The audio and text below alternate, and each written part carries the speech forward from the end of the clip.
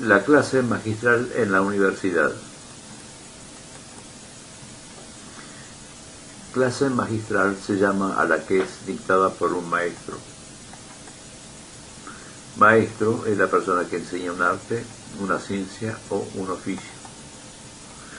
En la universidad se llama clase magistral a la que es dictada por el profesor. La clase magistral tiene su historia. En la Facultad de Medicina, en la que yo me formé, el aula tenía forma de anfiteatro. Al frente estaba un estrado con un escritorio cuyo sillón central era para el profesor. A los costados se sentaban los profesores adjuntos, los jefes de trabajos prácticos y los ayudantes de cátedra. Los alumnos lo hacían en asientos que estaban ubicados en gradas construidas en forma semicircular y escalonada, tipo anfiteatro. En la puerta del aula estaba el empleado que proveía las ilustraciones. Generalmente la clase era un recitado memorizado por el profesor desde el comienzo hasta el final de los conocimientos que se querían transmitir. Los alumnos no podían hacer preguntas y menos interrumpir. Todo el desarrollo era un momento casi religioso. Se establecía así una distancia emocional y afectiva muy grande entre el profesor, incluido el equipo docente, y el alumno.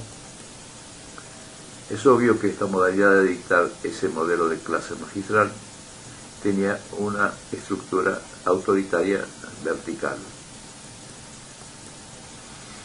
Esta distancia emocional se mantenía durante todo el periodo lectivo del curso. Llegado el momento del examen, el alumno tenía que enfrentarse con un tribunal formado por 3 profesores para rendir la materia y aprobar el examen.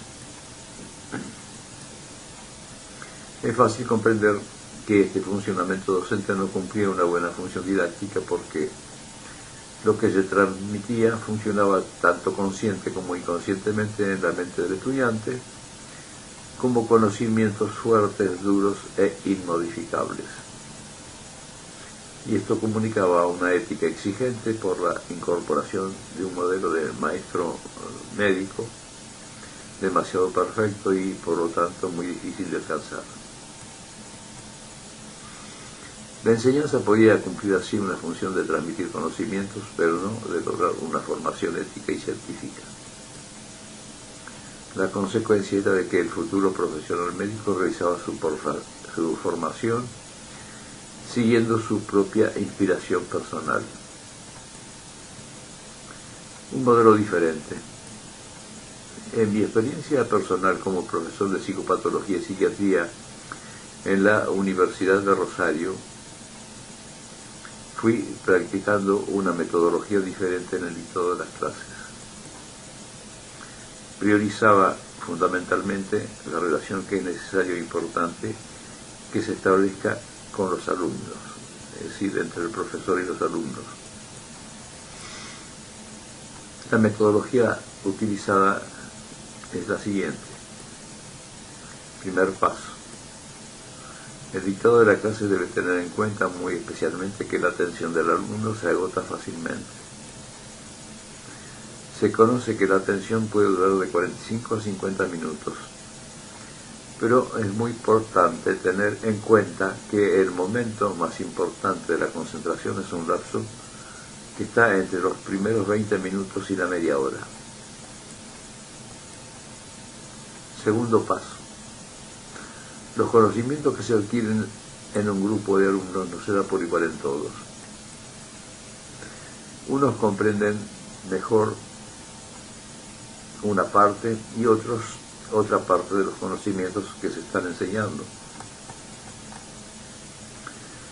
Esto se desmejora si el profesor ocupa una segunda parte de su clase esto se mejora si el profesor ocupa una segunda parte de su clase estableciendo un diálogo con sus alumnos en el que interroga cómo han ido comprendiendo el tema desarrollado, preguntándoselo a varios y estimulando un diálogo entre ellos.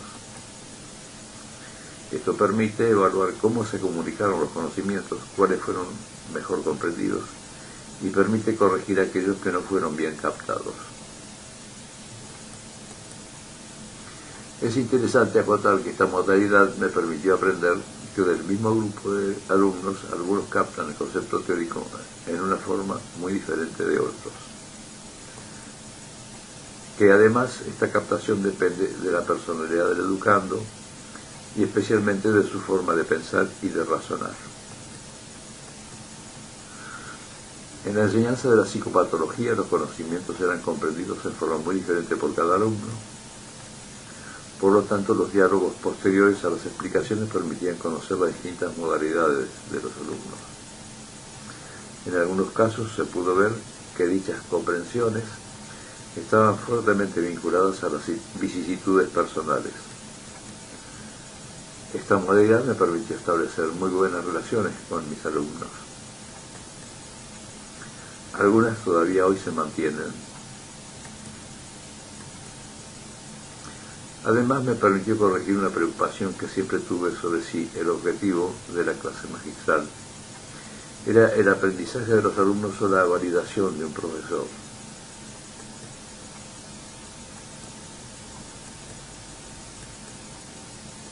Esta idea me había quedado como recuerdo de mi experiencia como alumno, porque en aquella época la calidad del profesor era muy importante porque incidía en su imagen y en su prestigio profesional. En ese momento la clase magistral era más que una herramienta docente, un medio para lograr prestigio.